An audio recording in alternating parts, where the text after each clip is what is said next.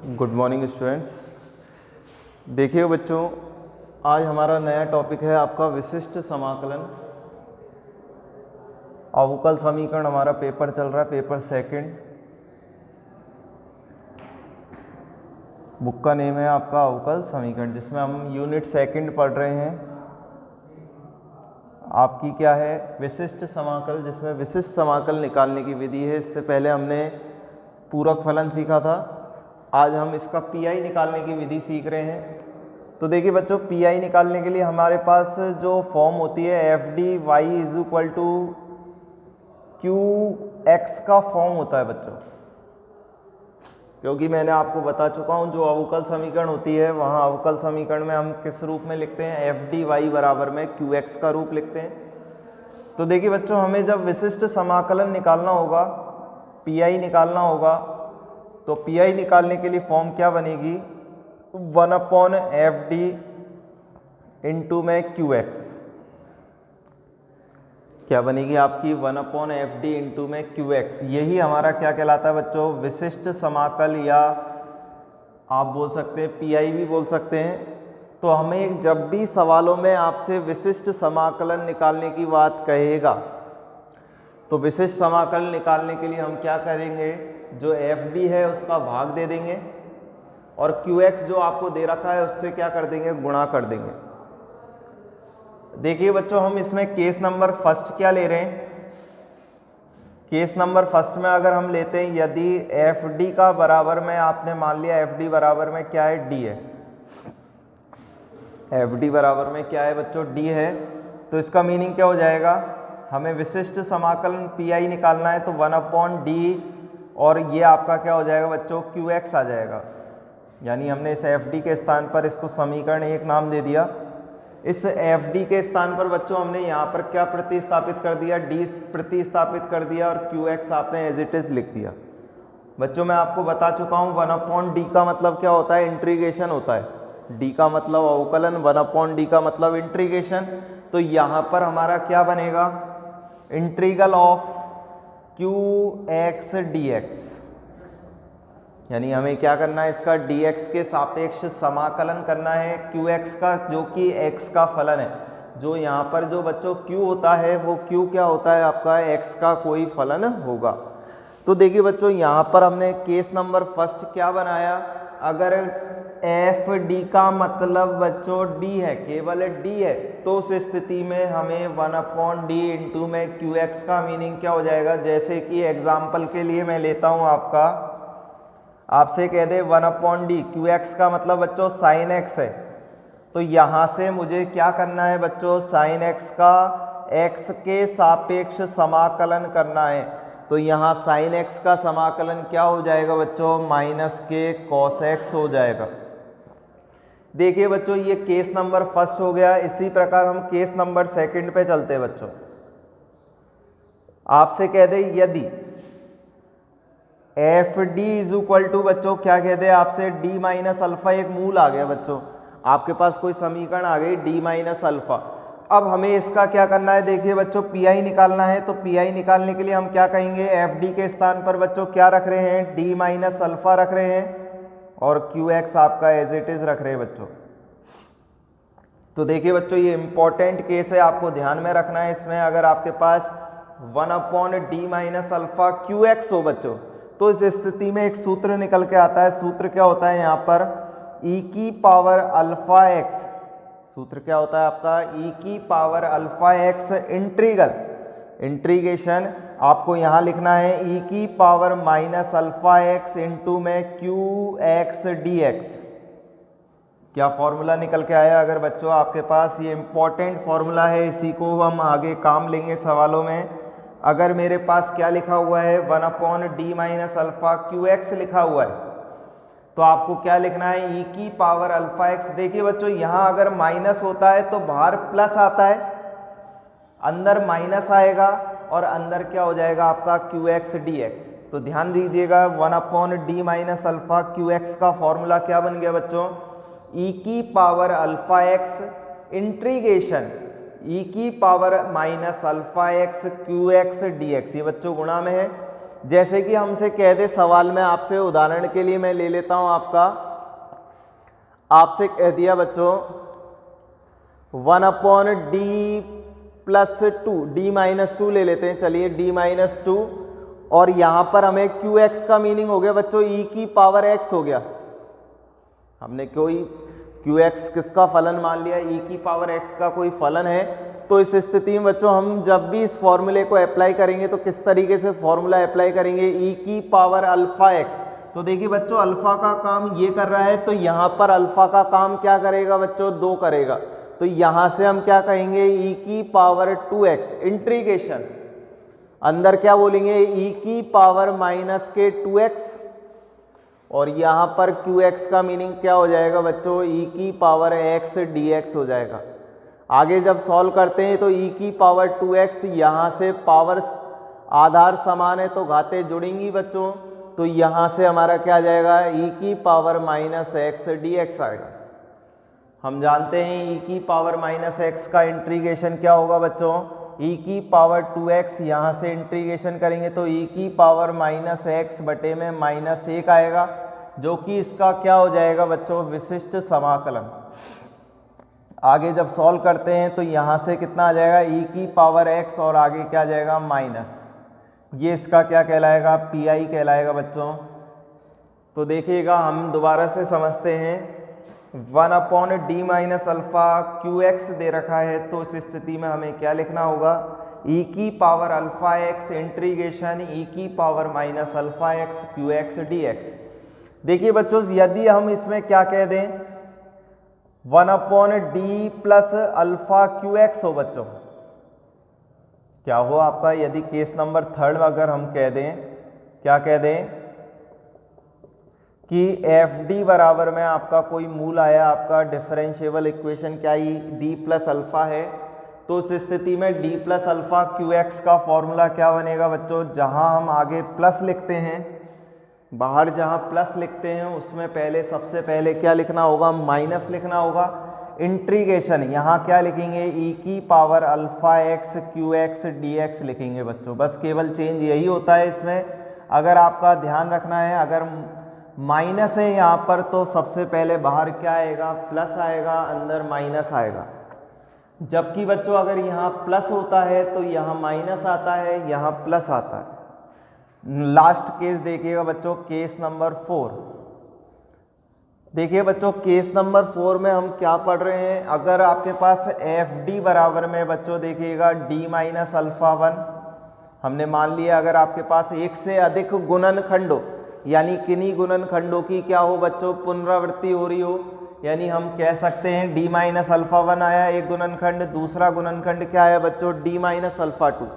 क्योंकि बच्चों कल हमने जब CF निकालना सीखा था तो CF में हमने सबसे पहली चीज उसकी सहायक समीकरण बनाई, और सहायक समीकरण बनाने के बाद हमने उसका क्या किया था गुणनखंड किए। अगर द्विघात समीकरण होती है तो उसके कितने गुणनखंड होते हैं, 2 गुणनखंड होते हैं, और उससे कितने मूल आते हैं, 2 मूल आते हैं।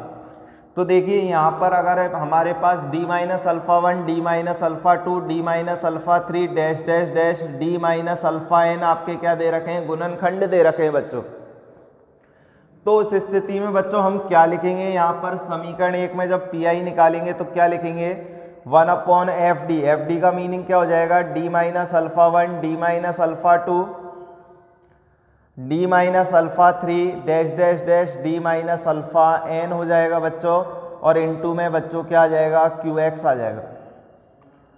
देखिए बच्चों इसको सॉल्व करने के लिए हम यहाँ पर क्या लगाएंगे आंशिक भिन्न लगाएंगे बच्चों। आप पढ़ चुके हो 12th क्लास में हम आंशिक भिन्न पढ़ते हुए आते हैं, तो आंशिक भिन्न का उपयोग करना है बच्चों आंशिक भिन्न विधि से। तो देखिए बच्चों आंशिक भिन्न विधि से हम इसको क्या लिख सकते हैं a1/d-α1, बच्चों कोई मान आएगा इधर से, वो a1 मान लिया हमने, a1/d-α1 plus a2/d-α2 plus a3 divided by d-α3 plus dash dash dash an बटे में d-αn, और इनटू में बच्चों क्या आ जाएगा qx आ जाएगा। आपने क्या किया बच्चों, आंशिक भिन्न से इसको तोड़ लिया, आंशिक भिन्न विधि लगाई, तो आंशिक भिन्न विधि से a1 upon D minus alpha 1, a2 upon D minus alpha 2, a3 upon D minus alpha 3 plus dash dash dash an upon D minus alpha n।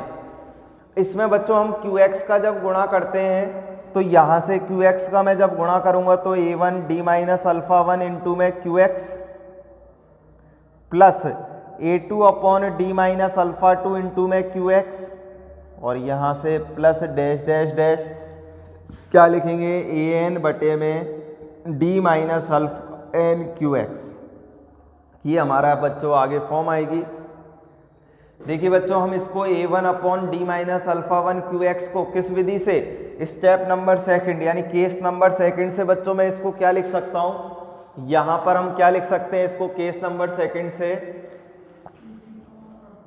देखिएगा हम यहाँ पर लिख रहे हैं इसको केस नंबर सेकंड से हम क्या लिख सकते हैं, आप इसको ये लिख सकते हैं, क्या लिखेंगे, a1 आपका a1 तो बच्चों अचर है तो a1 आपका बाहर रहेगा, यहाँ से हम क्या लिखेंगे बच्चों, e की पावर अल्फा x।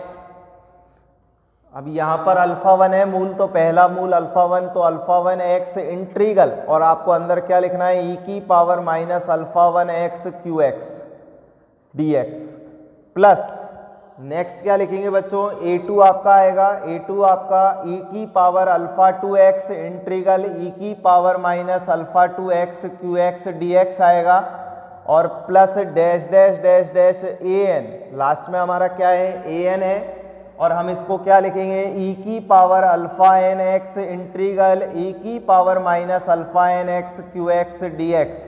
ये आपका इसका क्या बन जाएगा, pi बन जाएगा बच्चों। यही इसका विशिष्ट हल कहलाता है।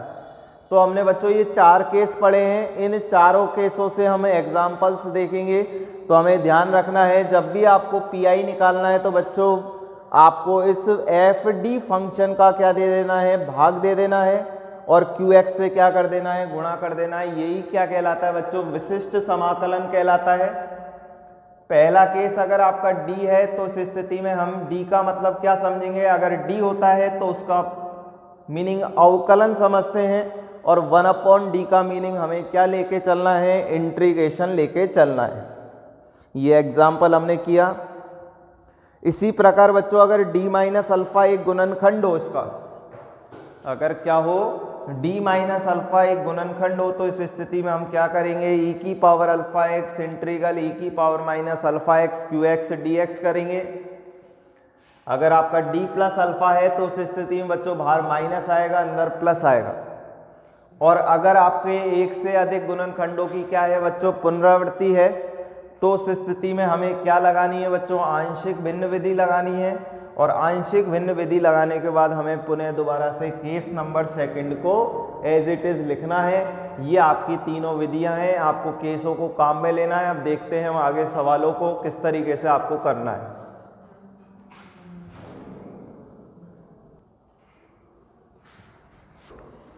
देखिए बच्चों, आपको क्या सवाल दिया हुआ है, d2y over dx square minus के 5dy over dx plus 6y is equal to e की पावर 4x। अब हमसे कह रहा है इसको हल कीजिए बच्चों। तो ये अचर गुणांक वाली रेखिक अवकल समीकरण है बच्चों। तो अचर गुणांक वाली रेखिक अवकल समीकरण को हल करने के लिए हमें सबसे पहले इसका क्या निकालना होगा, CF निकालना होगा बच्चों।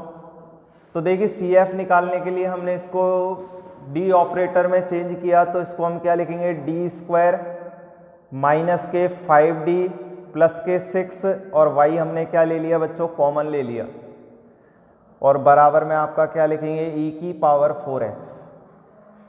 देखिएगा जहां हम तुलना कर सकते हैं, ये रूप किसका बन गया बच्चों, एफ डी वाई बराबर में qx का रूप बन रहा है क्या, ये आपका एफ डी वाई बराबर में qx का रूप बन गया बच्चों। देखिए बच्चों, ये एफ डी वाई बराबर qx का रूप बन गया, तो हम इधर से तुलना कर सकते हैं। तुलना करने पर आपका क्या आएगा बच्चों, एफ डी का मीनिंग क्या बनेगा, एफ डी को हम क्या लिख सकते हैं, यहाँ से एफ डी बराबर में डी स्क्वायर माइनस के 5d प्लस 6, और qx का मीनिंग बच्चों क्या हो गया, e की पावर 4x होगा क्या नहीं होगा। तो यहाँ से हमने इनकी तुलना कर ली। तो देखिए बच्चों, मुझे इसका CF निकालना है, तो CF निकालने के लिए सबसे पहले मुझे क्या करना होगा, उसकी सहायक समीकरण लिखनी होगी। और आप इसकी सहायक समीकरण जब लिखेंगे तो सहायक समीकरण क्या लिखते हैं, एफ एम बराबर में 0। इसकी सबसे पहले हमें सहायक समीकरण निकालनी है और सहायक समीकरण को इंग्लिश में बोलते हैं एक्सिलरी इक्वेशन। तो सबसे पहले एफ एम बराबर 0 निकालिए, जहाँ जहाँ डी है वहाँ वहाँ क्या रखेंगे, एम रखेंगे। तो यहाँ से एफ एम कितना निकल के आएगा, एम स्क्वायर माइनस के 5m माइनस के 6 इक्वल टू 0। देखिए बच्चों ये द्विघात समीकरण है और द्विघात समीकरण के गुणनखंड हमारे यहाँ पर हो रहे हैं। तो कितने हो रहे हैं आपके यहाँ पर, एम स्क्वायर माइनस के 2m माइनस के 3m हो रहे हैं आपके। ठीक है बच्चों, यहाँ पर ये प्लस का 6 है तो यहाँ पर कितना आ गया, माइनस के 2m माइनस के 3m plus 6 is equal to 0। आप गुणनखंड करते हैं तो m कॉमन, m माइनस 2, यहाँ से माइनस 3 कॉमन लिया तो m minus 2 is equal to 0 आएगा। दोनों में से कॉमन हमारा क्या है, m माइनस 2 कॉमन है आपका बच्चों, तो अंदर क्या बच जाएगा, m minus 3 is equal to 0। तो यहाँ से बच्चों देखिए m के दो मान आ रहे हैं, m minus 2 is equal to 0, m minus 3 is equal to 0। तो यहाँ से m बराबर तो आपका आ गया 2 और यहाँ से m बराबर कितना आ गया बच्चों, 3 आ गया। देखिएगा अगर m के दो मान आ रहे हैं आपको तो इसका CF क्या लिखते हैं बच्चों, ये दोनों मान हमने क्या प्राप्त हो रहे हैं, भिन्न भिन्न, यानी आपके वास्तविक एवं भिन्न भिन्न मान है। तो मैंने आपको बताया था CF निकालते वक्त अगर दोनों मान अगर आपके वास्तविक एवं भिन्न भिन्न है तो उस स्थिति में जो CF बनेगा बच्चों, वो CF क्या बनेगा, क्या बनेगा आपका, C1 e की power 2x plus C2 e की पावर 4x बनेगा। इसे बच्चों हम नाम दे देंगे इक्वेशन नंबर फर्स्ट। ये हमारा क्या हो गया, CF हो गया। यहाँ से CF क्या हो गया, e की power 2x plus C2 e की पावर 3x। अब देखिए बच्चों हमें इस स्थिति में PI निकालना है बच्चों, क्योंकि यहाँ पर आपका व्यापक हल, यहाँ पर हम व्यापक हल जो निकालेंगे, व्यापक हल क्या होता है आपका, व्यापक हल होता है आपका y बराबर में CF प्लस PI होता है बच्चों। और यहाँ पर PI आपका 0 नहीं है बच्चों, इस सवाल में आपका PI क्या नहीं है, 0 नहीं है। अगर ये 0 होता तो इस स्थिति में व्यापक हल क्या हो जाता बच्चों, CF के बराबर हो जाता। तो यहाँ पर हम इसको y के बराबर नहीं लिखेंगे, इसको हम y के बराबर जब लिखेंगे जबकि CF और PI दोनों को जोड़कर हम क्या लिखेंगे, वही उसका क्या कहलाएगा, व्यापक हल कहलाएगा। तो यहाँ पर देखिएगा नेक्स्ट स्टेप में हम क्या कर रहे हैं, PI फाइंड कर रहे हैं और PI निकालने का फॉर्मूला क्या होता है, 1/FD इंटू में QX होता है बच्चों। यही हमारा क्या कहलाता है, विशिष्ट समाकलन कहलाता है। तो देखिए 1/FD, FD का मीनिंग क्या है बच्चों, यहाँ से देखिए D square minus 5D plus 6। तो यहाँ से हम DFD का मान रखते हैं, FD का मान डी स्क्वायर माइनस के 5D प्लस 6 और QX का मीनिंग बच्चों क्या है, यहाँ से e की पावर 4x है। देखिए वो बच्चों नेक्स्ट स्टेप में हमने आपको बताया था अगर आपके इसके गुणनखंड हो रहे हैं तो गुणनखंड कीजिए, और हम इसके गुणनखंड अभी करके चुके हैं। क्या आए थे, m माइनस 2 m माइनस 3, तो इसको d के रूप में लिखेंगे तो क्या लिखेंगे, d minus 2 d minus 3 e की पावर 4x लिखेंगे बच्चों। ये हमने यहाँ पर किया, क्या किया हमने, इसके गुणनखंड कर दिया, गुणनखंड अभी कर चुके हैं m माइनस 2 m माइनस 3, लेकिन यहाँ पर हमें d के रेस्पेक्ट में करने हैं तो d के रेस्पेक्ट में गुणनखंड क्या हो जाएंगे, d माइनस 2 d माइनस 3। देखिए बच्चों मैंने अभी आपको केस नंबर 4 बताया था और केस नंबर 4 में मैंने बोला था जब भी आपके एक से अधिक गुणनखंडों की क्या होती है बच्चों, पुनरावृत्ति होती है, तो उस स्थिति में कौन सी विधि लगाते हैं, आंशिक भिन्न विधि लगाएंगे। तो यहाँ पर हम साइड में लिख रहे हैं आंशिक भिन्न विधि से, आंशिक भिन्न विधि से, और आपको आना चाहिए आंशिक भिन्न विधि कैसे लगाते हैं, इसको हमें काम रफ में करना है बच्चों। तो देखिएगा आंशिक भिन्न विधि जब हम लगाएंगे तो आंशिक भिन्न विधि किस तरीके से आपको यूज में लेनी है उसको देखिएगा। यहां से हम क्या लिख रहे हैं, आंशिक भिन्न विधि से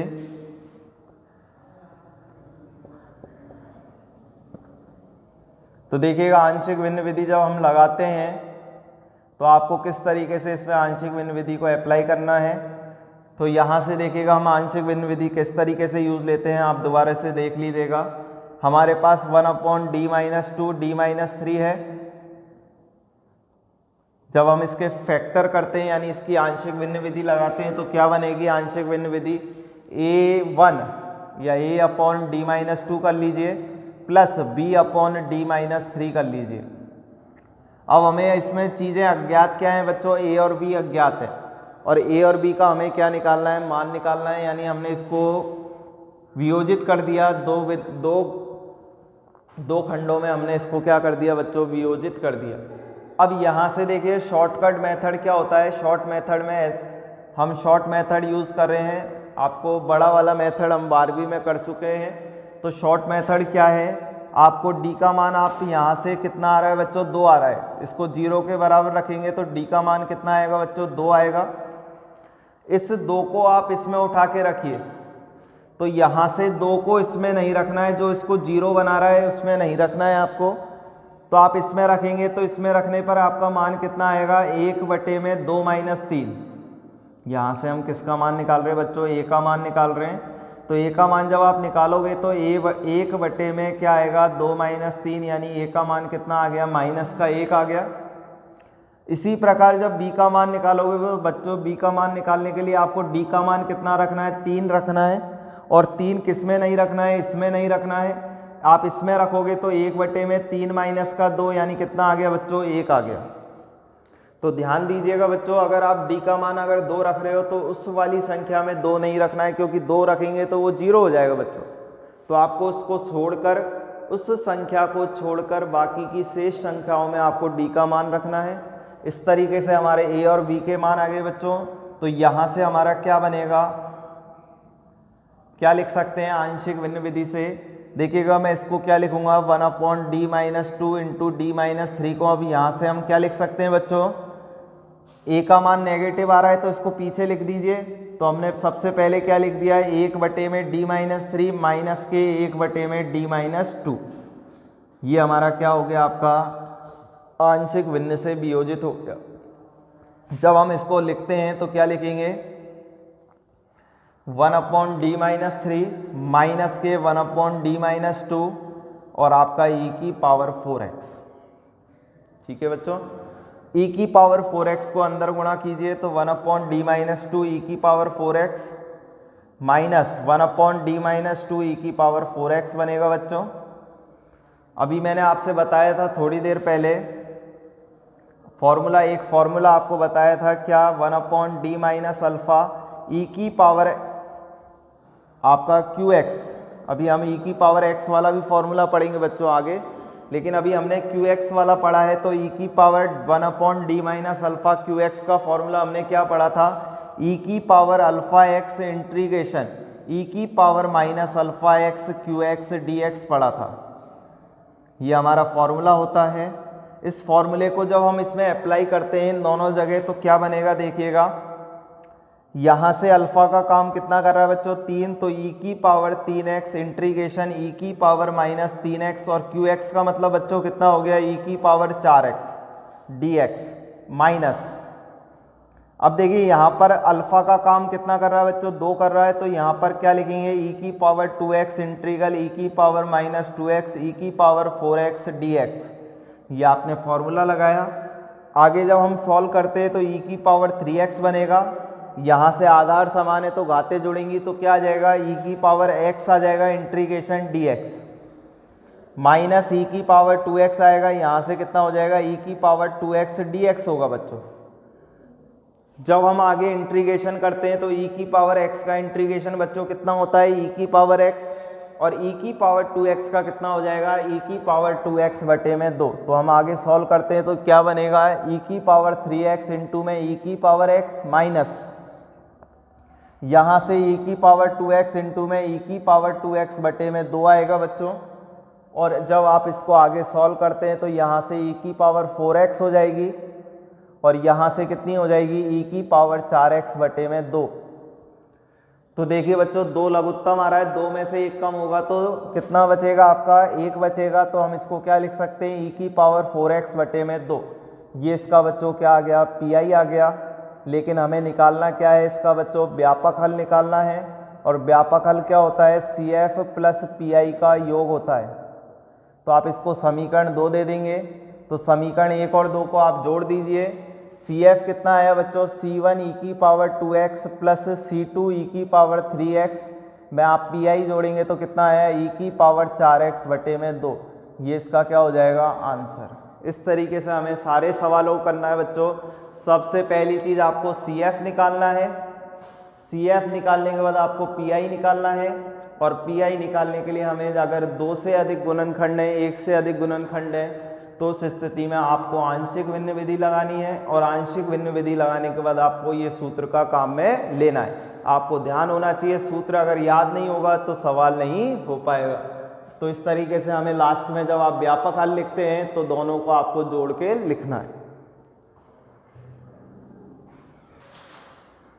देखिए बच्चों, नेक्स्ट क्वेश्चन क्या दे रखा है आपका, इंपॉर्टेंट क्वेश्चन है, कई बार आपसे पूछा भी गया है। क्या दे रखा है, d² प्लस a² y बराबर में sec ax।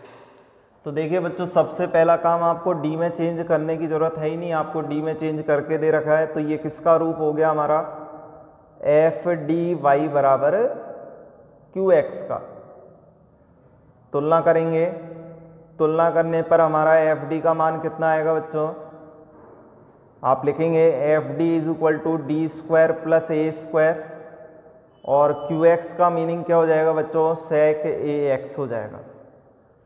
देखिएगा नेक्स्ट स्टेप में बच्चों हमें इसका CF निकालना होता है। CF निकालने के लिए हम इसके लिए सबसे पहली चीज़ क्या लिखते हैं, सहायक समीकरण यानी एक्सिलरी इक्वेशन। और एक्सिलरी इक्वेशन क्या होती है, FM बराबर 0। तो आप इसमें d के स्थान पर m रखेंगे तो FM का मीनिंग क्या हो जाएगा बच्चों, FM is equal to m² plus a² is equal to 0 हो जाएगा। जब आप इसको आगे सॉल्व करते हैं तो m² बराबर में माइनस a² लिख सकते हैं, आपने पक्षांतरण किया। जब आपको m का मान निकालना है तो बच्चों m का मान क्या आएगा, प्लस माइनस के अंडर रूट माइनस के a² आएगा, और माइनस में √1 होता है, माइनस में √1 का मीनिंग क्या हो जाएगा बच्चों, आयोटा, और a² का वर्गमूल कितना हो जाएगा, a हो जाएगा। तो देखिए बच्चों, जब हम इसका CF लिखेंगे तो CF लिखते वक्त आपको ध्यान में रखना है, कल मैं आपको बता चुका हूँ, इसमें आपको जब CF लिखोगे तो ये CF लिखते वक्त जो हमारे पास जो मूल आ रहे हैं, जो m के मान आ रहे हैं, वो m के मान क्या प्राप्त हो रहे हैं बच्चों, अधिकल्पित मूल है। ये कौन से मूल है आपके, अधिकल्पित मूल है, अल्फा प्लस आयोटा बीटा या अल्फा माइनस आयोटा बीटा।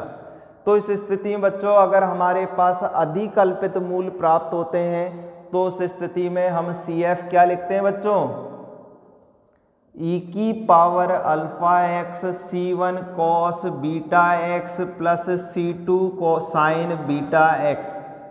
ये हम इसके मूल लिखते हैं बच्चों, इसका CF लिखते हैं। जबकि alpha plus minus iota beta होता है, यानी आपके दोनों क्या आने चाहिए, भिन्न भिन्न मान आने चाहिए। यानी एक मान आ जाए आपका 2 प्लस आयोटा और दूसरा मान आ जाए 2 माइनस आयोटा, तो इस स्थिति में हम ये लिखते हैं। और अगर आपका दोनों युग्म समान आ जाते हैं उस स्थिति में मैंने आपको बताया था क्या लिखते हैं, e की power alpha x C1 plus C2x, क्या लिखा जाता है, C1 plus C2x cos beta x plus क्या लिखेंगे, C3 plus C4x sign beta x। ये हमने आपको बता चुके हैं पिछले लेक्चर में, इस तरीके से हम लिखते हैं। अब देखिए लेकिन हमें यहाँ पर किस तरीके से काम में लेना है, इस वाले को CF को काम में लेना है। तो यहाँ से देखिएगा हम जब CF काम में लेंगे तो क्या लिखेंगे, e की पावर अल्फा x। तो देखिए बच्चों इसमें अल्फा का मान कितना है, इसको मैं इस तरीके से लिख सकता हूँ 0 प्लस माइनस आयोटा a। तो यहाँ पर अल्फा का मान कितना है बच्चों, 0 है, तो आप अल्फा की जगह 0 रखेंगे, C1 की जगह C1 रखेंगे। बीटा का मान कितना है बच्चों, यहाँ पर a है, बीटा का मान कितना है, a है, और यहाँ से C2 sign beta x, beta का मान कितना हो गया बच्चों, a।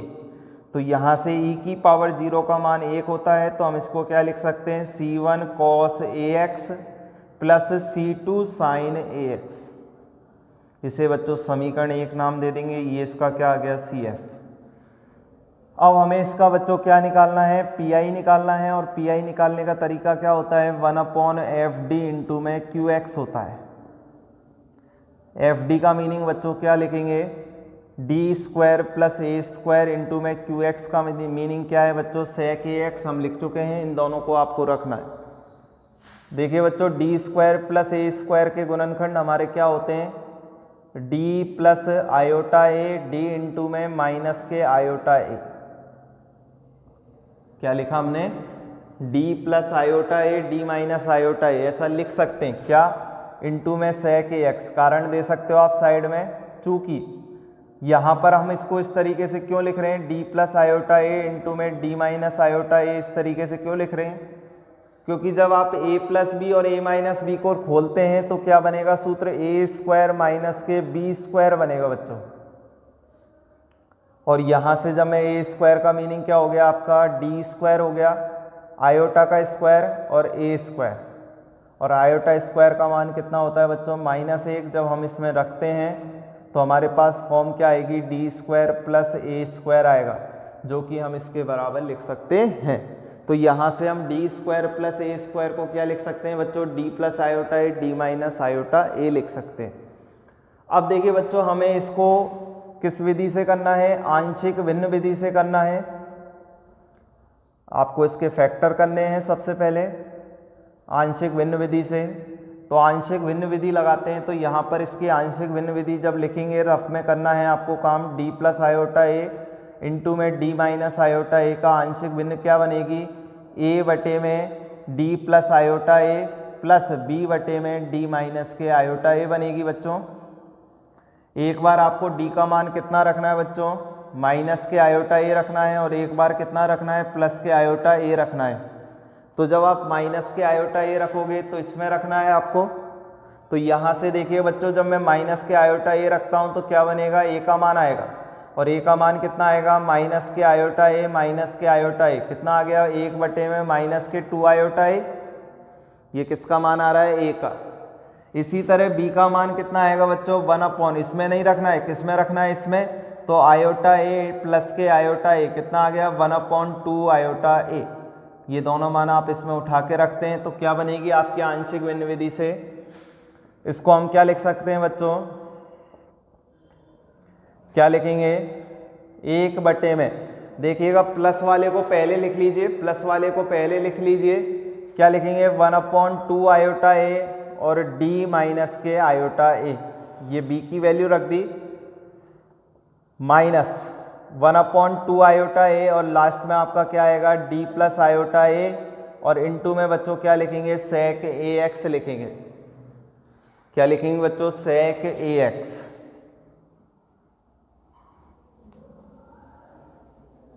ये सब काम आपको रफ में करना है, और यहाँ से हम क्या लिख देंगे, sec ax। देखिए बच्चों नेक्स्ट स्टेप में हम क्या कर रहे हैं, यहाँ से हमारा 1/2 आयोटा a कॉमन है, हमने बाहर ले लिया इसको।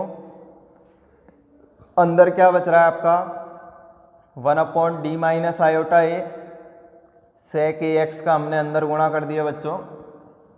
यहाँ से 1/d plus iota a into में sec ax का अंदर गुणा कर दिया बच्चों, ये मझला कोष्टक 1। अभी मैं थोड़ी देर पहले आपको फॉर्मूला बता चुका हूँ, 1/d माइनस अल्फ़ा QX का फॉर्मूला हमारे पास क्या होता है, e की power alpha x integration e की power minus alpha x QX dx। इस फॉर्मूले को हमें यहाँ पर अप्लाई करना है। जब हम इस फॉर्मूले को लगाते हैं तो 1/2 आयोटा आपका अचर है, भार है। अब देखिए इस फॉर्मूले को इसमें भी अप्लाई करना है और इसमें भी अप्लाई करना है। तो यहाँ से जब हम इस फॉर्मूले को लगाते हैं तो क्या बनेगा आपका फॉर्मूला, e की पावर अल्फ़ा, अल्फ़ा का मीनिंग क्या हो जाएगा बच्चों, आयोटा a होगा, पूरा लेना है आपको आयोटा a। तो e की पावर आयोटा a हो गया, और x आपका एज इट इज आएगा। इंटीग्रेशन e की पावर माइनस अल्फ़ा का मीनिंग क्या हो गया, माइनस के आयोटा x हो गया, और QX का मीनिंग क्या हो गया बच्चों, sec ax हो गया, और ये आपका dx आ गया। प्लस माइनस है, बीच में माइनस लगाना है। अब देखिए बच्चों यहाँ पर प्लस है, तो प्लस वाले के लिए मैंने आपको बताया था बाहर क्या आता है माइनस और अंदर क्या आता है प्लस। तो यहाँ पर जब हम फॉर्मूला बनाएंगे तो क्या बनेगा, e की पावर माइनस आयोटा ax बनेगा, इंटीग्रेशन अंदर क्या आएगा, e की पावर आयोटा ax आएगा, और qx का मीनिंग क्या होगा बच्चों, sec ax होगा, और dx। ये मजला कोष्टक आपका क्या हो जाएगा, बंद। देखिए बच्चों आगे जब हम सॉल्व करेंगे तो सॉल्व करने के लिए मैं आपको लिखवा देता हूँ, e की पावर आयोटा थीटा का मान कितना होता है, cos theta plus iota sine theta होता है। ये आइलर सूत्र से होता है, इसे ध्यान रखना है। e की पावर आयोटा थीटा क्या होता है, cos theta plus iota sine theta. अगर माइनस होता है तो यहाँ पर बीच में क्या आ जाता है, माइनस आ जाता है बच्चों, बीच में क्या आ जाएगा, माइनस आ जाएगा। अगर प्लस होता है तो cos theta plus iota sine theta. अगर बीच में ऊपर आपकी घात में e की पावर माइनस आयोटा थीटा है तो उस स्थिति में क्या आएगा, cos थीटा माइनस के आयोटा साइन थीटा। देखिए बच्चों हम इस जगह अप्लाई करते हैं तो इस जगह आप यूज़ लेते हो तो क्या बनेगा, आपका e की पावर आयोटा ax को आपने एज इट इज़ रखा, क्योंकि अभी हम इंटीग्रेशन नहीं कर रहे हैं बच्चों अभी, क्योंकि आप इसका इंटीग्रेशन नहीं कर सकते क्योंकि काल्पनिक भाग है।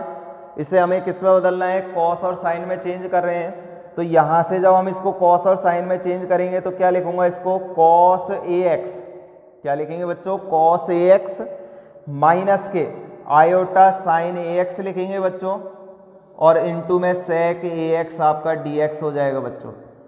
इसी प्रकार यहाँ से e की पावर माइनस आयोटा ax रहेगा, आप इसको फॉर्मूले से खोलेंगे तो क्या खोलेंगे, cos ax प्लस आएगा बच्चों, क्योंकि प्लस वाला फॉर्मूला है, आयोटा साइन ax इनटू में क्या हो जाएगा बच्चों, सेक ax dx हो जाएगा।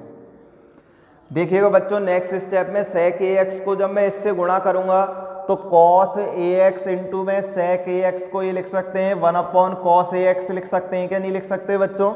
तो दोनों क्या हो जाएंगे, कैंसिल हो जाएंगे, और यहाँ से साइन बटे में कॉस को हम क्या लिख सकते हैं, टेन लिख सकते हैं। तो अगली स्टेप में हम बच्चों यही कर रहे हैं, क्या कर रहे हैं, 1/2 आयोटा a मजला कोष्टक e की पावर आयोटा ax, और जब आप अंदर गुणा करते हैं तो यहाँ से क्या बनेगा, आपका dx बनेगा।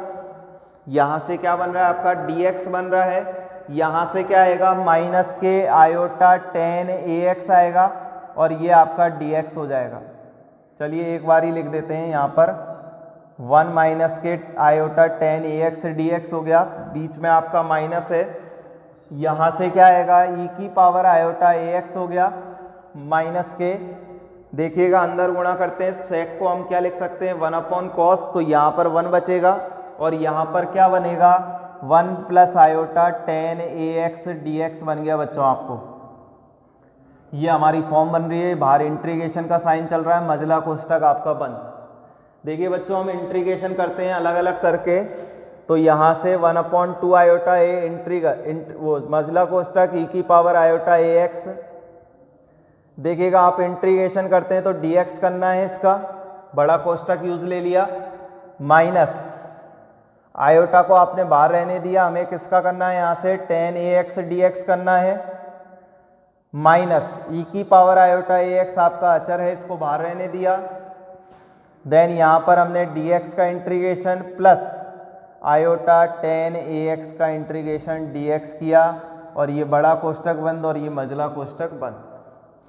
अगली स्टेप में बच्चों देखिए हम इंटीग्रेशन करते हैं तो इंटीग्रेशन क्या आएगा, e की पावर आयोटा ax, आपको पता है dx का इंटीग्रेशन कितना होता है, x होता है, माइनस के आयोटा आपका एज इट इज रहेगा, टेन ax का इंटीग्रेशन कितना हो जाएगा बच्चों, लॉग क्या होगा, यहाँ से लॉग सेक x होता है, ठीक है बच्चों, लॉग सेक x होगा। तो यहाँ से हमने क्या कर दिया बच्चों, इसमें आपने 1/cos लिख दिया, तो हम इसमें माइनस को आगे लिख रहे हैं। देखिएगा टेन ax का जो इंटीग्रेशन होता है वो क्या होता है, log sec x plus c होता है बच्चों। तो देखिए अगर हम इसको दूसरे रूप में लिखना चाहें तो क्या लिख सकते हैं, log 1/cos x plus c लिख सकते हैं। sec x को हम क्या लिख सकते हैं, 1/cos x, और cos x को हम ऊपर लेके जाएंगे तो क्या लिखेंगे, cos x की घात -1 लिखेंगे, क्या नहीं लिखेंगे।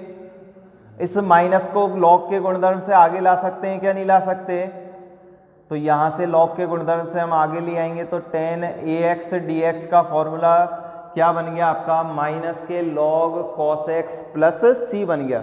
तो यहाँ से हमने इसको क्या लिखा माइनस के, तो माइनस माइनस क्या हो गए plus log cos A x हो गया बच्चों। लेकिन हमें ए एक्स का और करना है, तो ए एक्स का क्या आ जाएगा 1/a आएगा क्या नहीं आएगा, तो यहाँ से हमारा क्या आ गया 1/a log cos A x. इसी प्रकार आपका e की पावर माइनस आयोटा ए एक्स आपका एज इट इज रहा, ये आपका माइनस का है, ये माइनस का है। यहाँ से आप dx का करेंगे तो x हो जाएगा, यही इसी का आपको इंटीग्रेशन करना है तो क्या आएगा माइनस के iota log cos A x और बटे में क्या आ जाएगा a और ये छोटा कोष्टक बंद और मझला कोष्टक बंद। देखिए बच्चों आगे जब हम सॉल्व करते हैं तो किस तरीके से आपको सॉल्व करना है देखिएगा। आगे इम्पॉर्टेंट क्वेश्चन है आपका, कई बार पूछा गया है। देखिए बच्चों अब हम सॉल्व कर रहे हैं तो आगे सॉल्व करने के लिए 1/2 आयोटा ए मझला कोष्टक। देखिए बच्चों इन दोनों को जब हम गुणा करेंगे, इसका इससे, इसका इससे, इसका इससे, इसका इससे, तो यहाँ पर देखिए इसका इससे करते हैं, इसका इससे करते हैं, तो दोनों में कॉमन क्या दिख रहा है हमें x कॉमन दिख रहा है, तो हमने x कॉमन ले लिया इन दोनों पदों में से। तो x जब आप कॉमन लेते हो तो यहाँ क्या शेष बचेगा e की पावर आयोटा ए एक्स बचेगा और यहाँ से कितना आएगा माइनस के e की पावर आयोटा ए एक्स आएगा माइनस के, ये आपका बस यहाँ पर शेष बचता है। अब देखिए दोनों में जब हम इधर गुणा करते हैं तो यहाँ से कॉमन क्या आ रहा है बच्चों प्लस के आयोटा अपॉन ए लॉग कॉस एक्स हमने कॉमन ले लिया इन दोनों पदों में से, ठीक है बच्चों। तो यहाँ पर शेष क्या बचेगा e की पावर आयोटा ए एक्स बनेगा और यहाँ पर माइनस माइनस क्या हो जाएगा बच्चों प्लस हो जाएगा, e की पावर माइनस आयोटा ए एक्स बन जाएगा और ये मझला कोष्टक आपका बंद हो गया। ये बात आपके समझ में आ गई होगी। यहाँ से हमने इसका गुणा किया, इसका इससे किया, इसका इससे किया और इसका इससे किया। तो यहाँ पर देखिएगा x कॉमन है, यहाँ पर भी x कॉमन है, तो कॉमन को लेने पर क्या बचेगा शेष e की पावर आयोटा ए एक्स माइनस e की पावर माइनस के आयोटा ए एक्स बनेगा। इन दोनों पदों में से भी ये कॉमन है तो ये कॉमन लेंगे तो यहाँ पर ये बचेगा और यहाँ पर माइनस माइनस क्या हो जाएगा प्लस का ये हो जाएगा। अगली स्टेप में देखिएगा बच्चों हम क्या कर रहे हैं 1/2 आयोटा ए मझला कोष्टक। देखिए बच्चों e की पावर आयोटा थीटा और e की पावर माइनस आयोटा थीटा मैंने लिख रखे हैं यहाँ पर। इन दोनों का क्या करना है आपको घटाना है बच्चों। जब मैं इन दोनों को घटाता हूं तो यहाँ से देखिए जब इनको घटाएंगे तो घटाने पर इसमें से इसको घटाना है, इसमें से इसको घटाना है, तो ये माइनस का बनेगा और ये किसका हो जाएगा प्लस का। तो यहाँ पर कॉस से कॉस कैंसिल हो जाएगा और साइन से साइन क्या हो जाएगा जुड़ जाएगा। तो मैं इसके स्थान पर बच्चों क्या लिख सकता हूँ x इंटू में क्या लिख सकते हैं 2 आयोटा साइन थीटा लिख सकते हैं, क्या नहीं लिख सकते बच्चों।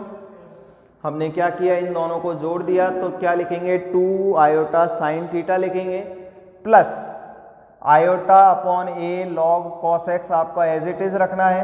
अब देखिए बच्चों इन दोनों को हमें क्या करना है जोड़ना है, तो इन दोनों को जोड़ने का मतलब क्या हो गया, यहाँ पर थीटा का मतलब क्या है बच्चों ए एक्स है, ए एक्स लिखना है आपको, थीटा का मतलब क्या है ए एक्स। अब इन दोनों को हमें बच्चों जोड़ना है तो जोड़ने का मतलब ये दोनों कैंसिल हो जाएंगे और बचेगा क्या हमारा कॉस थीटा और थीटा का मतलब क्या हो गया बच्चों ए एक्स। ये हमारा यहाँ तक सॉल्व हो गया। आगे हम क्या कर रहे हैं नेक्स्ट स्टेप में, यहाँ से हमने क्या किया यहाँ पर आपका 2 cos ax आएगा, दोनों जुड़ गए हैं तो 2 हो गया। अब देखिए हमने 2 अपॉन आयोटा ए का अंदर गुणा कर दिया। जब आप अंदर गुणा करते हैं तो क्या बनेगा 2 आयोटा से 2 आयोटा कटेगा, x upon a sine a x बनेगा। यहाँ से क्या आएगा आयोटा से आयोटा कैंसिल हो जाएगा और 2 से 2 कैंसिल हो जाएगा तो क्या बचेगा हमारा 1 अपॉन ए स्क्वायर, 1 अपॉन ए स्क्वायर कितना आएगा लॉग कॉस एक्स इंटू में कॉस ए एक्स। ये बच्चों हमारा क्या होगा पी आई होगा। अब हमें लास्ट में जब हमें हल लिखना है व्यापक हल, और व्यापक हल क्या होता है y बराबर में C F plus P I होता है। इसको आप इक्वेशन नंबर फर्स्ट दे सकते हैं, आप चाहें तो 1 अपॉन ए को कॉमन लेके भी लिख सकते हैं, कुछ भी कर सकते हैं। तो सी एफ हमारा कितना आया था बच्चों c1 cos ax plus c2 sin ax। इसमें आपको पी आई जोड़ देना है, पी आई क्या हो गया x upon a sine a x plus 1/a² log cos x into में cos ax, ये इसका क्या हो गया बच्चों आंसर। इस तरीके से हमें इन सवालों को आपको करना है, ये आपसे कई बार पूछे जाते हैं, तो इस तरीके से हमें ध्यान में रखते हुए काम में लेना है बच्चों। देखिए बच्चों, आपका नेक्स्ट टॉपिक है आपका संपूर्ण अवकल गुणांक। देखिए पिछले लेक्चर में हमने समघात फलन पढ़ चुके हैं, आज हमारा नया टॉपिक है संपूर्ण अवकल गुणांक, टोटल डिफरेंशियल कोफिशिएंट। तो देखिए बच्चों, इसमें हमें क्या करना है, आपको देखिएगा हमें क्या है कि कोई फलन देगा, आपका फलन क्या होगा, y बराबर एफ ऑफ एक्स का कोई फंक्शन है, फंक्शन क्या हो गया आपका y बराबर एफ ऑफ एक्स का। जहाँ देखिए बच्चों, अगर हमें x कोई फलन हमें दे दे फाई टी का और y कोई फलन हमें दे दे साइन टी का, यहाँ पर हमें क्या दे दिया, अगर x कोई फलन आपका क्या है फाई टी का कोई फलन है और y क्या है आपका कोई साइन टी का फलन है, तो देखिए बच्चों इस स्थिति में जब हम इसका डिफरेंशिएशन करेंगे तो आपको करना क्या है, आंशिक अवकलन, क्योंकि मैंने आपको बताया था कोई भी एक वेरिएबल किन्हीं भी दो वेरिएबल्स पर अगर डिपेंड करता है, एक से अधिक वेरिएबल्स पर, तो हम वहाँ पर क्या करते हैं, आपका पार्शियल डिफरेंशिएशन यूज़ में लेते हैं। तो देखिए बच्चों, यहाँ पर हमारा क्या हो जाएगा, del x upon del T. यहाँ पर जब हम del x upon del T निकालेंगे तो आपका del x upon del T आएगा, यहाँ से हमारा क्या आएगा, del Y over del T आएगा। तो देखिए बच्चों, हमें जब y का जो हमारा u है वो u, इसको इस तरीके से ले लीजिए, हम u ले लेते हैं, u बराबर में F of X comma Y का कोई भी फंक्शन है जहाँ x कोई तीसरे वेरिएबल फाई टी पर डिपेंड कर रहा है और y भी क्या कर रहा है आपका साइन टी पर डिपेंड कर रहा है। तो यहाँ से बच्चों जब हम du अपॉन डी टी निकालेंगे, वही आपका du अपॉन डी टी क्या कहलाता है बच्चों, संपूर्ण अवकल गुणांक कहलाता है। यानी अगर हमारा u कोई फंक्शन है x, y का, अगर हमारा u कोई फंक्शन है x, y का, तो उस स्थिति में बच्चों हमें ध्यान रखना है कि अगर x हमारा क्या है बच्चों फाई टी का फंक्शन है और हमारा y क्या है आपका साइन टी का फंक्शन है, तो उस स्थिति में हमें ध्यान रखना है x तथा y का मान t में, जो x और y का मान है वो t के रेस्पेक्ट में दे रखा है t में, तो यहाँ पर हमें जो u है u का मान भी हमें t के पदों में रखने पर तो du अपॉन डी टी जो कहलाएगा बच्चों वो क्या कहलाता है आपका संपूर्ण अवकल गुणांक कहलाएगा। ये हमारा क्या कहलाता है, संपूर्ण अवकल गुणांक, संपूर्ण अवकल गुणांक। ठीक है बच्चों, यहाँ पर du अपॉन डी टी जो होगा वो u का क्या कहलाएगा, संपूर्ण अवकल गुणांक कहते हैं। देखिए बच्चों, जिसमें आपको आंशिक अवकलन गुणांक हमने पढ़ चुके हैं, आंशिक अवकलन गुणांक क्या होता है आपका, del u over del x होगा और del u over del y होंगे। यानी du अपॉन डी टी जो है वो u का क्या है बच्चों, संपूर्ण अवकल गुणांक है, और यहाँ पर उसके आंशिक अवकल गुणांक की बात करें तो वो क्या होंगे, del u over del x और del u over del y। इस प्रकार हम भिन्नता प्रकट कर सकते हैं इन दोनों में।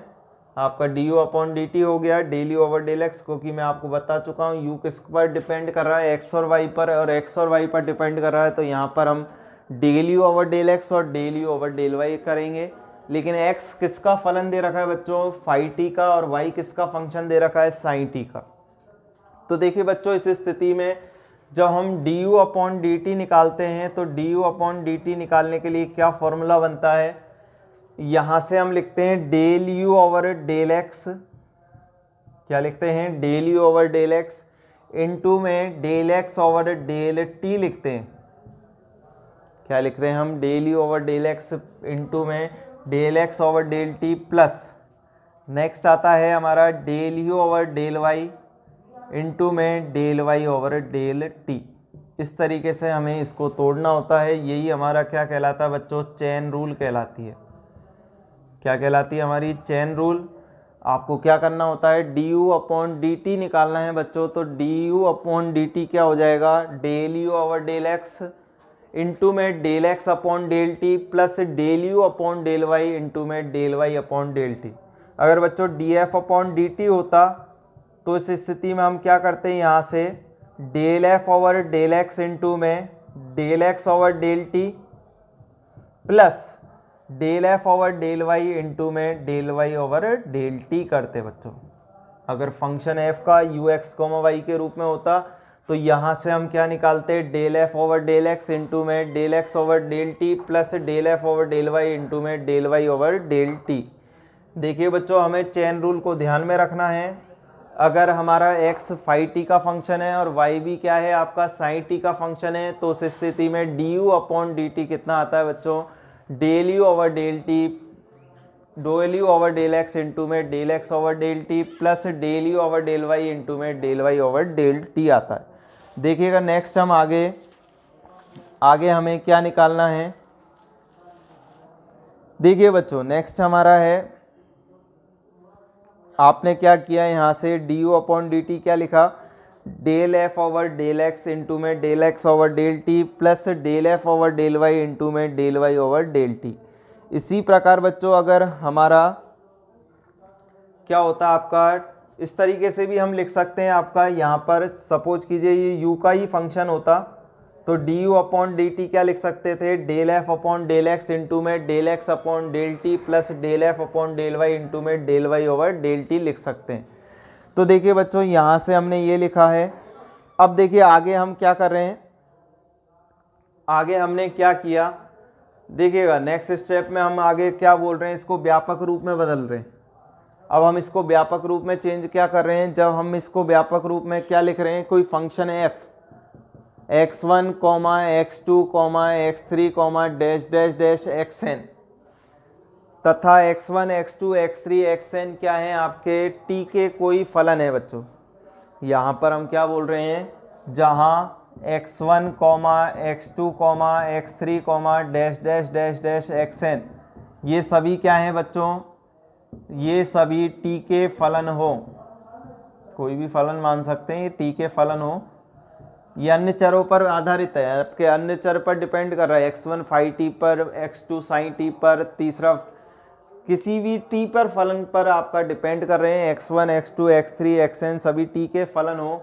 तो देखिए बच्चों, जैसे हमने क्या कहा था, U X F x comma Y का फंक्शन था, उसी प्रकार हमने u मान लिया x1, x2, x3, xn का कोई फलन है, x1, x2, xn सभी t के फलन हो इस तरीके से।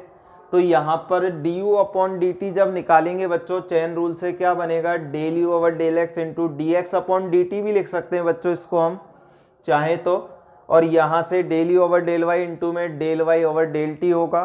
अब देखिए x1, x2, xn में ये सभी क्या है, t के फलन है। तो t के फलन होने की स्थिति में हम क्या करेंगे, यहाँ से जब हम d you upon D T निकालेंगे बच्चों, तो d you upon D t को क्या लिख सकते हैं बच्चों, यहाँ से सोचिएगा, तो हम d you upon D t को यहाँ से क्या लिख सकते हैं, del you over del x one, जैसे हम लिख चुके हैं del you over del x one into में आप क्या लिख सकते हैं, डेल एक्स वन इंटू में डेल एक्स वन बटे में डेल टी।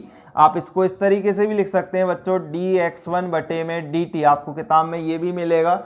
तो दोनों ही सही लिखे हुए हैं, आपको जैसा अच्छा लगता है वैसे लिख सकते हैं, del you over del x into में del x over del t plus del you over del y into में del Y over del T.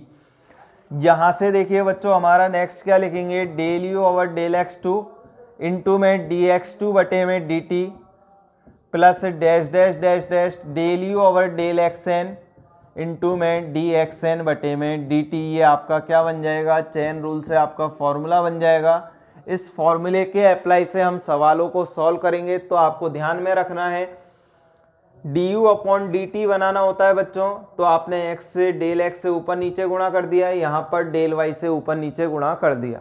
यहाँ हमने D you upon D T निकाला, तो बच्चों फंक्शन है यू किसका फंक्शन है, एफ एक्स कॉमा वाई का, तो हम यहाँ पर एफ भी यूज ले सकते हैं, वो भी आपका गलत नहीं होगा। इसी प्रकार हमने इसका व्यापक रूप बनाया, तो व्यापक रूप में क्या लिखा बच्चों, आपने d you upon D t को हमने क्या लिखा, del you over del x one d x one upon D t, del you over del x two d x two upon D t plus del you over del x n into में d x n upon D t लिखा।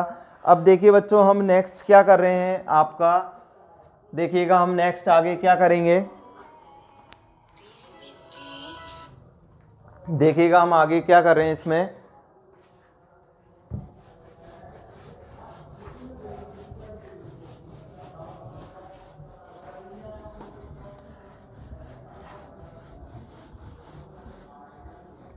देखिएगा हम आगे क्या करेंगे इसमें।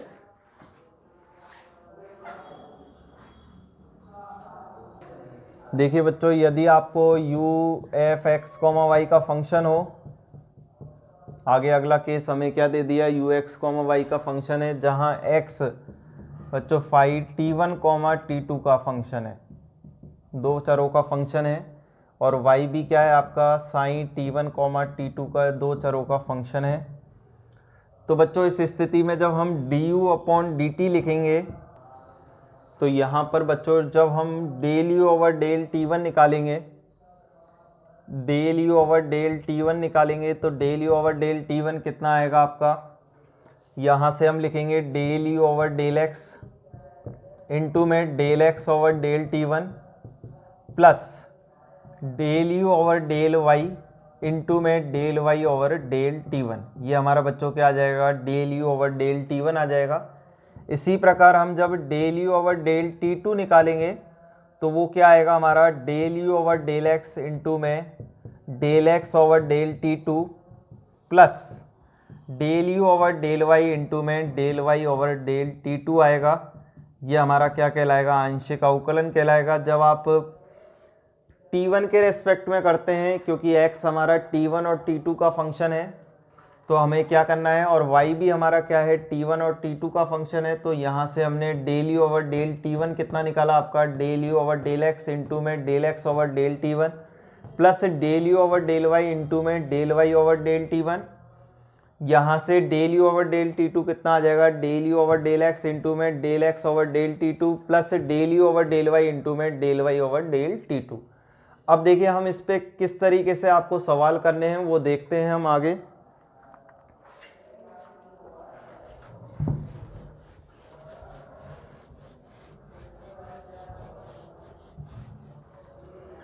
देखिएगा हम इस पे आधारित किस तरीके से हम सवाल करते हैं आगे।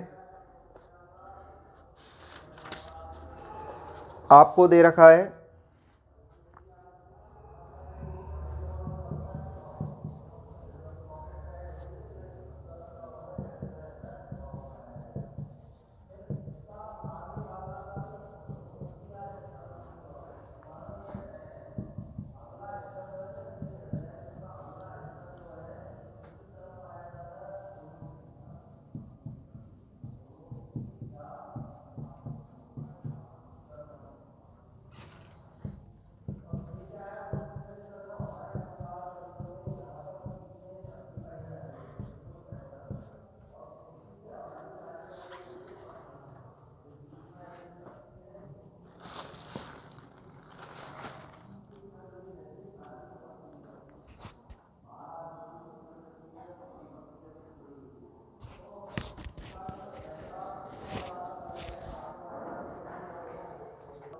देखिएगा आपका नेक्स्ट क्या है, आपको सवाल दिया हुआ है u बराबर में साइन एक्स वाई स्क्वायर, जहाँ x आपको log t का और y e की पावर t का, तब du अपॉन डी टी का मान निकालना है।